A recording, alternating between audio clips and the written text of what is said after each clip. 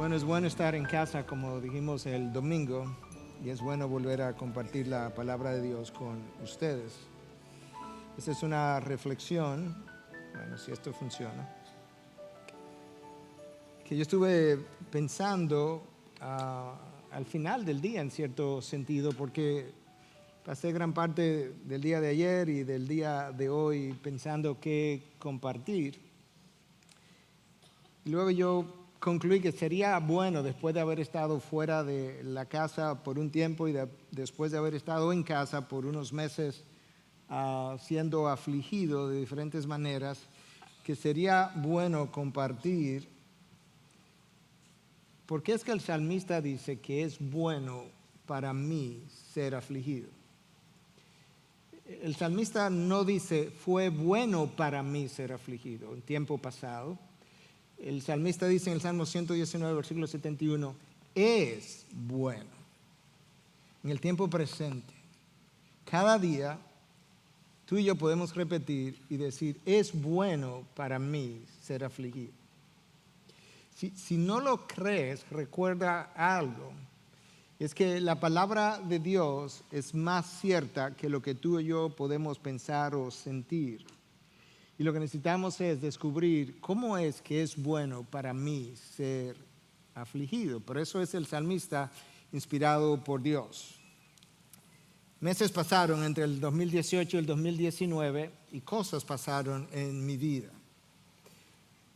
Cosas físicas que en gran manera estaban supuestas a ocurrir, si lo quieres ver así, dada mi historia de casi 50 años de diabetes y la edad cronológica que tengo, era de esperarse. Sin embargo, algunos pensaron, como los amigos de Job, que había algún problema conmigo. Sí, 50 años de diabetes, que produjeron un sangramiento en el ojo izquierdo, estando en Lima, que me hizo temporalmente perder la visión, recobrarla para volver a perderla completamente en Santo Domingo temporalmente, comenzar a tener tratamiento de rayos láser, 2.500, 3.000 disparos en cada retina para terminar con lo que llamamos una vitrectomía y una cirugía de catarata y aspiración de la sangre y más rayos láser. Paralelamente con eso, había comenzado a desarrollar un síndrome de ciática fruto de un proceso artrítico en la columna lumbar, también nada inesperado para la edad cronológica y el tiempo de diabetes. Pero eso produjo mucho dolor y mucha limitación de una serie de cosas que tuve que cancelar, 12, 13, 14 cancelaciones de viajes internacionales que ya estaban pautados entre agosto del 2018 y febrero de este año 2019. La razón por la que yo quería reflexionar sobre esto es porque tengo meses reflexionando sobre algo que la Biblia reflexiona continuamente. Y esta no es la primera vez que lo hemos hecho desde el púlpito, no será la última vez, pero no importa cuántas veces nosotros hablemos del dolor y el sufrimiento desde el punto de vista bíblico, nunca será suficiente porque nosotros nunca nos sentimos cómodos con lo que es el dolor y el sufrimiento. No nos gusta hablar de este tema. No nos gusta pensar que en el día de mañana yo estaré pasando por allí.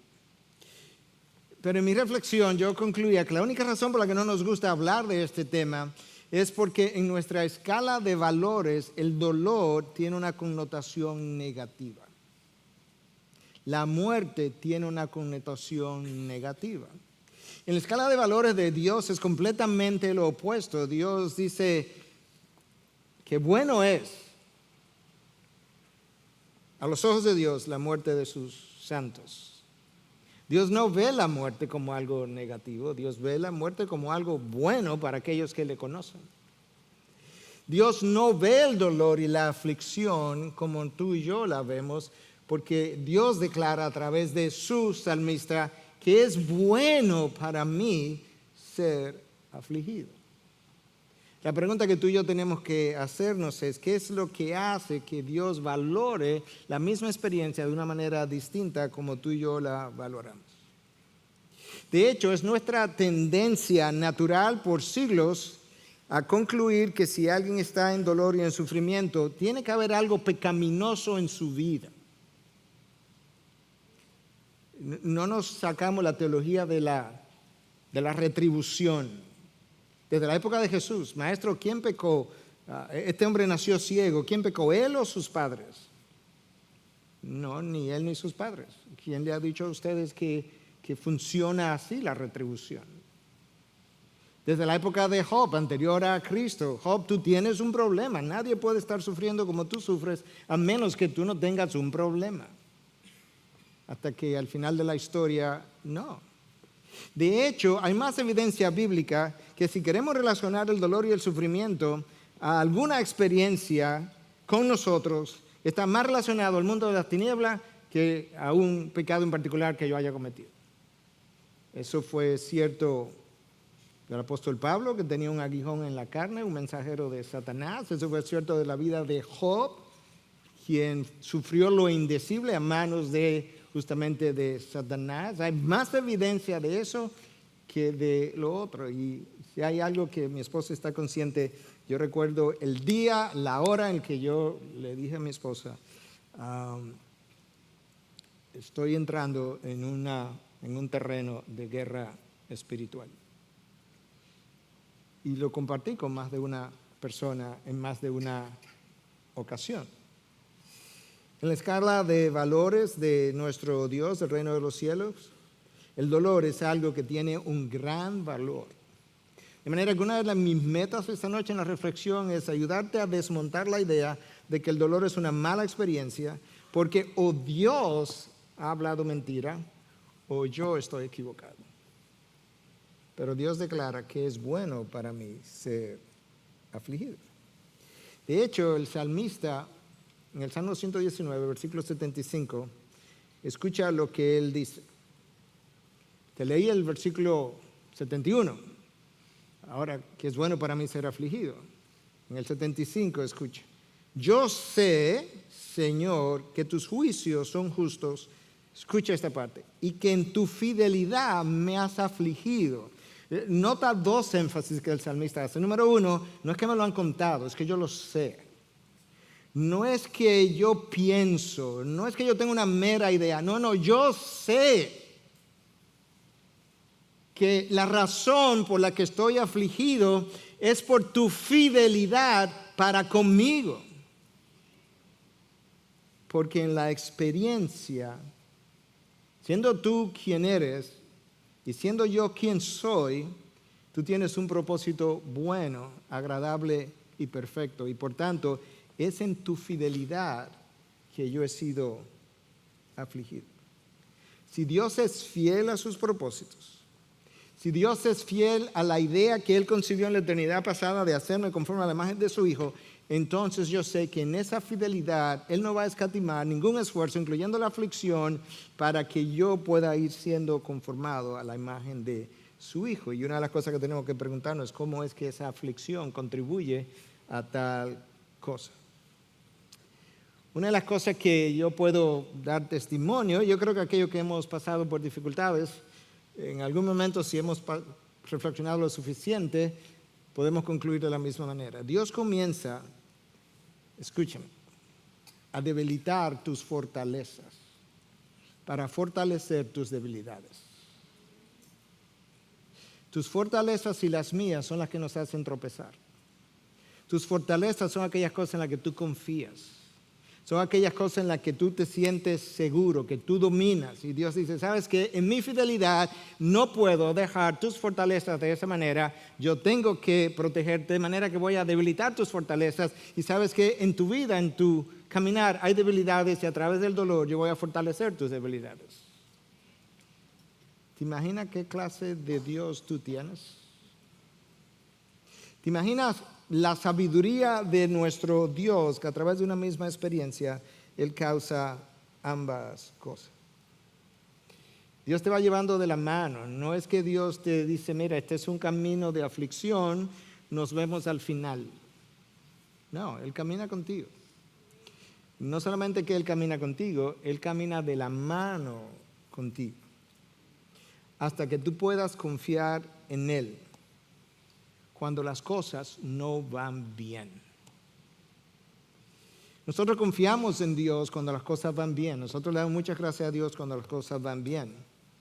Nosotros somos menos dados a confiar en Dios cuando las cosas no van bien. Nuestra tendencia natural es a preguntar, ¿por qué Dios? ¿Por qué yo? Si he estado caminando bien, si te he estado obedeciendo, yo no entiendo. Y Dios dice, ¿qué tiene que ver una cosa con la otra? La única persona que ha obedecido mi ley de principio a fin, de nacimiento hasta la muerte, es mi hijo y terminó clavado en una cruz. ¿Qué tiene que ver el grado de obediencia con el grado de sufrimiento? ¿No has leído mis profetas? ¿No has visto cómo lo persiguieron? ¿No viste cómo lo mataron a todos? Pero la aflicción tiene un propósito en las manos de Dios.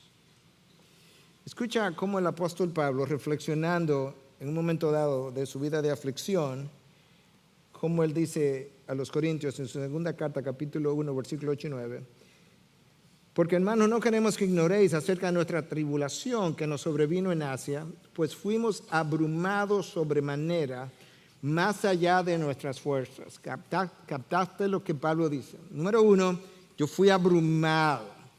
Pero no solamente que fui abrumado, sobremanera. Y no solamente sobremanera, yo quiero que entienda qué tanto yo fui abrumado, más allá de nuestras fuerzas. Eso es típico de Dios. Yo quiero que entiendas que tengo que llevarte a un lugar donde tú sepas, por experiencia, por vivencia, que ya tú no dependes de ti mismo, que dependes de mí. Y el apóstol Pablo dice, yo pasé por ahí donde Dios me llevó a un estado tal que estaba más allá de lo que yo podía soportar, de tal modo que aún perdimos la esperanza de conservar la vida. Ya Pablo no pensaba que seguiría viviendo. Pero, el pero introduce el contraste. Tuvimos en nosotros mismos la sentencia de muerte. Escucha ahora cómo Pablo nos explica en detalle para qué Dios permitió que él fuera abrumado más allá de sus fuerzas. Para que no confiésemos en nosotros mismos, sino en Dios que resucita a los muertos. ¿Viste claramente la frase para qué, causa, efecto? Dios permitió esto para que ocurriera esto. Pablo estuvo en el tercer cielo.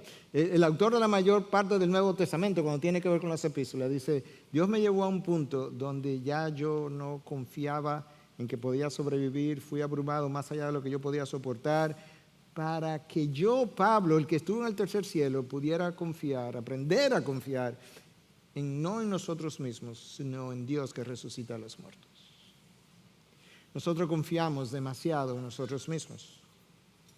Nos gusta ser autosuficientes. Nos gusta ser autodependientes. No nos gusta recibir. Preferimos dar. No nos gusta confiar en el otro. No nos gusta esperar en el otro. Preferimos confiar en nuestros recursos, en nuestras finanzas, en lo que hemos guardado, en nuestras pólizas, en lo que tenemos. Pero cuando Dios comienza a quitarte cosas y comienza a quitarle a un Job sus propiedades, bueno, todavía me quedan mis 10 hijos. No, te quito los hijos también. Bueno, pero por lo menos me queda la salud. No, te quito la salud también. Por lo menos me queda la esposa. Sí, pero la esposa no le estaba ayudando. Satanás le quitó todo a Job porque no le quitó la esposa porque ni él la quería. Porque la esposa, lamentablemente, era parte del instrumento que Satanás quería usar para derrumbar a Job. La esposa es la que le dice, maldice a Dios y muérete. Y ahí está Job. Cuando Dios comienza a quitarte cosas, no importa cuánto tú hayas acumulado, no hay nada que pueda contra Dios. Confiamos en las relaciones que tenemos, confiamos en que puedo llamar a alguien, confiamos en que estoy en mi país y en mi país todo se consigue. Y Dios dice, cuando yo comienzo a lidiar contigo, nada de eso te va a servir. De hecho, nosotros somos tan dados a lo que es nuestra naturaleza caída que nosotros tenemos a confiar más en este mundo que en el mundo venidero. Para nosotros es más real, usualmente, la vida de este lado que la vida de aquel lado. Y si hay algo de lo que yo puedo testificar, y yo sé que mucha gente también, es que la aflicción hace la gloria mucho más real. La aflicción hace la próxima vida mucho más deseable. Mi esposa es testigo que en uno de los momentos, en más de un momento, de dolor intenso y de cansancio extremo, físico y emocional, yo le pedí a Dios más de una vez que me llevara. Para mí era mucho más real pasar de este mundo a aquel mundo donde inmediatamente todo cesaría que continuar en el estado en el que yo me encontraba en ese momento. Luego yo entendí que no es así que funciona en el reino de los cielos. Que la meta en el reino de los cielos para los hijos de Dios no es acortar el dolor. Que la meta no es aminorar la dificultad. Señor, ya llévame. No, esa no es la meta. La meta que Dios persigue, el objetivo que Dios tiene es que yo lleve a cabo el propósito para el cual Él me creó, Él me formó. Y que yo persista en fidelidad creyéndole a Él hasta que mi propósito haya terminado, aun si ese dolor termina consumiendo todas mis energías. De manera que el apóstol Pablo tenía razón cuando él escribe a los Filipenses en el capítulo 1 y le dice que para mí, mas si el vivir en la carne resulta para mí en beneficio de la obra, no sé qué escoger. Porque de ambas cosas estoy puesto en estrecho, teniendo deseo de partir y estar con Cristo, lo cual es muchísimo mejor. Pero quedar en la carne es más necesario por causa de vosotros. Ahí está Pablo diciendo, tú sabes que he pasado tanto, me han perseguido tanto, me han golpeado tanto, que yo quisiera irme también. Mi deseo es estar con Cristo. Pero, como no se trata de mí, ni se trata de acortar el dolor, si permanecer en la carne es más provechoso para vosotros, no me quiero ir. Y aunque yo nunca le comenté esto a mi esposa, pero después de haberle pedido al Señor que me llevara, gente vino a mi mente. Propósitos vinieron a mi mente. Y yo le decía al Señor entonces, no me lleves. No me lleves todavía. Porque no se trata de mí. Y yo tengo que caminar con alguna gente todavía. Y quiero caminar con alguna gente.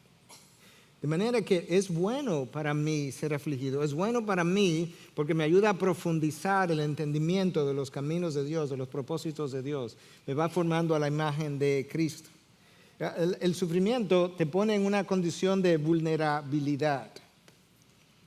Siendo médico por muchos años, acostumbrado a resolver el problema de otro, yo me hubiese gustado haber resuelto mi problema, pero no podía.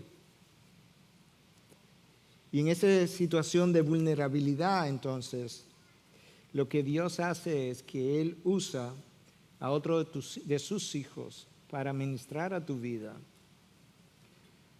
de una manera que no solamente tú puedas conocer su suficiencia a través de la administración de otros, sino que Él ministra a tu vida de una forma, a través de esas otras personas, que tu relación con ellos se profundiza de una manera que jamás será diferente. De una forma que tu sentido de agradecimiento hacia aquellos se profundiza de tal forma que tú jamás lo vas a olvidar. El número de personas que escribieron, ya sea por WhatsApp, ya sea por email, ya sea por Twitter, por Facebook, cientos, miles de personas. Fue para mí tan abrumador que yo le compartía a mi hermana esta mañana que cada vez que yo lo pienso los ojos se me llenan de lágrimas. Y sin lugar a duda, yo estoy convencido que Dios lo permitió porque en esa condición de vulnerabilidad Él permitió una conexión con un grupo de gente, la mayoría de las cuales yo ni siquiera conozco bien, pero que mi corazón tiene agradecimiento hacia ellas. Nunca sientes tanta necesidad de estar rodeado de personas a quienes ama y quienes te aman como cuando estás vulnerable. Nosotros somos bastante independientes. Nosotros somos bastante, creemos, autosuficientes. Pero cuando Dios te coloca en esa situación, tú comienzas a sentir una necesidad de tener gente alrededor, no solamente a quienes tú amas, sino que también te aman, aun si es por una carta, por un mail, por una llamada, por un WhatsApp. Pero hay algo más. La aflicción nos une al pueblo de Dios y nos ayuda a sufrir en comunidad. Porque eso mismo que yo le mencioné, ahora se lo menciono desde otro ángulo. Cientos, miles de personas en Latinoamérica, en Estados Unidos, que le expresaron a diferentes personas, no solamente que estaban orando, es que estaban como dolidos por mi dolor. A mí me sobrecoge y me abruma. De manera que la aflicción nos enseña a sufrir en comunidad. Eso es exactamente lo que Pablo escribe a los Corintios cuando le dice que cuando alguien ríe o alguien se está gozando, que nos gocemos con él, porque cuando alguien está sufriendo o en dolor o que está llorando, que lloremos con él. Nosotros no sabemos hacer eso bien. Lo hacemos muy mal. Y Dios dice, es bueno para ti ser afligido. Escucha cómo Pablo lo explica a los Corintios en su segunda carta, capítulo 1, versículo 11. Y ustedes nos están ayudando, esta es la versión, la Nueva Traducción Viviente, ustedes nos están ayudando al orar por nosotros. Entonces mucha gente dará gracias porque Dios contestó bondadosamente tantas oraciones por nuestra seguridad. Yo puedo decir esto. Mucha gente hoy me ha dicho, me ha escrito que está dando gracias porque me vio el domingo en el púlpito, porque Dios contestó las oraciones. Y para mí eso es sobrecogedor. La aflicción no solamente nos ayuda a sufrir en comunidad, la aflicción nos hace más tiernos. Yo sé que es una palabra que a nosotros los hombres como que no nos gusta. Como que... Pero ¿sabes qué? Si quieres ser a la imagen de Cristo, no hay otra forma de ser que no sea tierno. Porque no hay nadie más tierno en todo el universo que nuestro Dios. Nosotros tendemos a tener un corazón duro y una piel tan frágil que nos ofendemos. Y la aflicción es usada por Dios para engrosar la piel y ablandar el corazón. Para tomar ese corazón duro que no empatiza por el otro, que no empatiza por el dolor, que le dice al otro, así yo voy a orar por ti, pero que después ni siquiera ora. Y Dios usa la aflicción para ayudarme a ver que la razón por la que no empatizo con el otro es una sola. Es que yo camino así. Vivo la vida preocupado con mis cosas. Vivo la vida preocupado con mis problemas. Vivo la vida resolviendo mis situaciones. Se me olvida que Dios nos creó para vivir en comunidad y que en el cielo viviremos en comunidad. Y la aflicción nos enseña eso. Mira cómo Pablo, escribiendo a los Corintios de nuevo, nos enseña la necesidad que tú y yo tenemos de poder empatizar el uno con el otro y el hecho de que Dios tiene que enseñarnos a empatizar y el hecho de que Dios usa la aflicción para enseñarme a mí a empatizar con el otro. Escucha cómo Pablo lo dice en 1 Corintios capítulo 1, versículo 3 y 4. Bendito sea el Dios y Padre de nuestro Señor Jesucristo, Padre de misericordias y Dios de toda consolación, el cual nos consuela en toda tribulación nuestra, para que, ahí está la frase de propósito, para que nosotros, podamos consolar a los que están en cualquier aflicción con el mismo consuelo con que nosotros mismos somos consolados por Dios. ¿Oíste eso bien? Dios permite la aflicción en mi vida para Dios consolarme. Entonces, cuando Dios me consuela, yo aprendo por medio de la consolación del Dios de todas misericordias a consolar a otro de la misma manera que yo fui consolado por Él. Tú puedes ver que la aflicción tiene múltiples propósitos. Tú puedes ver que yo no sé empatizar con el otro, yo no sé consolar al otro, yo no sé ni siquiera cómo relacionarme con alguien que perdió un ser querido, y por eso es que por mucho tiempo oímos la famosa frase: te acompaño en tu sentimiento, te acompaño en tu sentimiento, pero sin sentir nada. No. Por medio de la aflicción en tu vida, en mi vida, Dios nos lleva a sentir lo que el otro siente. La aflicción nos recuerda su palabra o nos enseña su palabra. Déjame leerte el Salmo 119, 71, con el que yo comencé: bueno es para mí ser afligido. Ese no es el verso entero. Escucha lo que el salmista dice: bueno es para mí ser afligido para que aprenda tus estatutos. Escucha la nueva versión, la nueva traducción viviente. El sufrimiento me hizo bien porque me enseñó a prestar atención a tus decretos. Una de las razones por la que Dios permite la aflicción es porque muchas veces nosotros ni siquiera le estamos prestando atención a su palabra. Nos estamos llenando, como hemos dicho otras veces, de chatarra, de bagazos. Y Dios dice: ¿sabes qué? Te va a hacer bien ser afligido. Porque yo voy a ir removiendo aquellas cosas que son fortalezas en tu vida, y tú te vas a acordar de mí, de mi palabra, y cuando tú comiences a leerla, meditarla, reflexionarla, tú o la vas a aprender o la vas a recordar, y luego la vas a aplicar a tu vida. Yo recuerdo mi esposa de testigo, estando en uno de esos momentos donde yo le decía: Señor, llévame, al mismo tiempo decirle: pero yo sé que tu propósito es bueno, que es agradable y es perfecto. Yo no estoy en rebeldía contra ti, Señor. Yo no te estoy pidiendo que me lleve porque estoy airado contigo.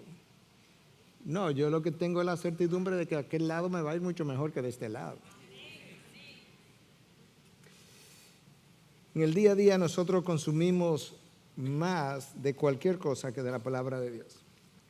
Y si hay algo que yo he ido descubriendo, yo compartía con la oficina esta semana algo similar. La piedra de tropiezo número 1 del cristiano es el orgullo. Tú puedes leer la Biblia completa. La piedra de tropiezo número 1 del cristiano es su orgullo. Y como fruto de la reflexión y de pensar lo que la Biblia dice, también concluí que la forma como el orgullo crece es de una manera natural, es una hierba mala. Que el único herbicida contra el orgullo es la palabra. Cuando no alimentas tu alma de la palabra, de forma natural la hierba del orgullo está creciendo. Y no solamente cuando no te alimentas de la palabra, sino cuando no aplicas la palabra. De manera que, hermano, hermana que estás aquí, de la manera más pastoral que te lo pueda decir, si no estás consumiendo palabra con frecuencia durante la semana, yo te afirmo que el orgullo está creciendo en ti. No hay una manera distinta como pueda ser. Porque la palabra es el herbicida cuando la aplicas, obviamente, contra el orgullo. El orgullo cierra nuestros ojos a lo que Dios quiere enseñarnos. El orgullo cierra nuestros oídos a la voz de Dios. El orgullo cierra mi corazón y lo endurece. Mira cómo Dios le muestra al pueblo judío al final de 40 años en el desierto la razón por la que Él tuvo que afligirlos y lo que Él procuraba que ocurriera. Este es un texto que tú conoces, pero yo lo quiero que lo veas en este contexto. Número 1, Dios va a anunciar: ustedes acaban de cumplir 40 años en el desierto. Yo quiero decirte por qué tuve que hacerlo, por 40 años. yo quiero también decir de manera específica qué yo procuraba en 40 años de aflicción. Y también quiero que sepas qué me llevó a mí a pasarte por ahí por 4 décadas. Escucha, Deuteronomio 8, 2 y 3. Y te acordarás de todo el camino por donde el Señor tu Dios te ha traído, por el desierto durante estos 40 años. ¿Para qué? ¿Para humillarte? ¿Qué pasó? Que el orgullo creció en ti, probándote, a fin de saber lo que había en tu corazón. La aflicción trae a colación lo que hay en mi corazón. Trae amargura a colación, trae resentimiento, trae rebeldía, trae orgullo. Para saber lo que había en tu corazón, si guardarías o no mis mandamientos. Yo quería mostrarte si tú ibas a ser obediente o no. ¿Y qué hizo la aflicción? ¿Qué yo procuraba? Y te humilló, el Señor te humilló. Y te dejó tener hambre. Y te alimentó con el maná que no conocías ni tus padres habían conocido, para hacerte entender. Tú habías perdido la razón. Para hacerte entender que el hombre no solo vive de pan, sino que vive de todo lo que procede de la boca del Señor. A ti se te había olvidado, le dice Dios al pueblo hebreo, que hay un alma que hay que alimentar. Y yo tuve que hacerte entender que el hombre no solamente vive del pan diario, sino que el hombre vive también, porque hay una vida espiritual, que el hombre vive de toda palabra que sale de la boca de Dios. Y como no lo aprendiste de otra manera, yo tuve que dejarte pasar 4 décadas en el desierto y humillarte y dejarte tener hambre para que tú pudieras entender que la palabra de Dios es también sustento para ti. ¿Notaste la relación entre, dice Dios, te humillé, lo que implica que había orgullo? ¿Notaste la relación entre el orgullo y la falta de consumo de la palabra? Ellas van de la mano, siempre. Y eso es lo que Dios está ayudándonos a entender. La aflicción nos hace más humildes. La aflicción me ayuda también o a regresar al camino, o me ayuda a no desviarme del camino. Todavía en el Salmo 119, un versículo anterior, leímos el 71, leímos el 75, ahora el 67. Antes que fuera afligido, ¿qué pasó? Yo te lo voy a leer ahora, pero él está diciendo, antes y después de la aflicción, antes de que fuera afligido, yo me descarrié. Mas ahora guardo tu palabra. ¿Cuándo ahora? Después de la aflicción. ¿Notaste la relación de nuevo? Hay un antes y hay un ahora. Antes de la aflicción, dice el salmista, yo me descarrié. Ese es el mismo salmista, el mismo salmo que dice, bueno es para mí ser afligido. Mas ahora, después de la aflicción, yo guardo tu palabra. El apóstol Pablo supo lo que era algo de eso, no porque se descarrió, sino porque dadas las grandes revelaciones que él tuvo en el tercer cielo, Dios le dio un aguijón en la carne, de manera que no se enalteciera de las revelaciones. Fue algo preventivo, algo que lo hizo sufrir preventivamente para que no te enaltezca. Por eso decía que la aflicción o te hace regresar el camino o te evita desviarte del camino.